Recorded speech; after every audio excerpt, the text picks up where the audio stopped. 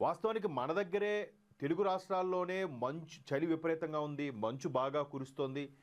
పొద్దున్న ఒక 6 అయితే గానీ మంచు పొరలు ఆహ్, బ వెళ్ళిపోవట్లేదు.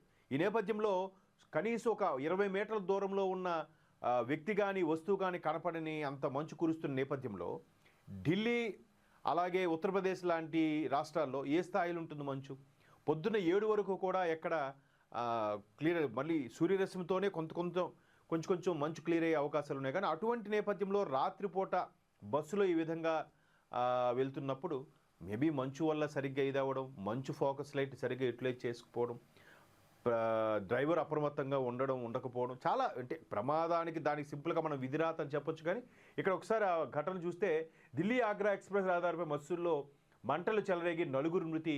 ఇంతకుముందు వేరే ఒక మొబైల్ యాప్ ద్వారా చూస్తే 8 మంది వరకు చనిపోయినట్టుగా ఒక అప్డేట్ ఉంది. ఇక్కడ ప్రధాన వార్తాపత్రికలో ఇప్పటికే వచ్చిన బ్రేకింగ్ అప్డేట్స్ 4 మృతి అని ఇచ్చారు. ఎందుకంటే ఎక్కువ మంది చనిపోయినప్పుడు ప్రజలు ప్యానిక్ అవుతారనే ఉద్దేశంతో ఆ విధంగా కొంత ఎథిక్స్ ఫాలో అయ్యి తెలిసిన సంఖ్యని ప్రచురించకుండా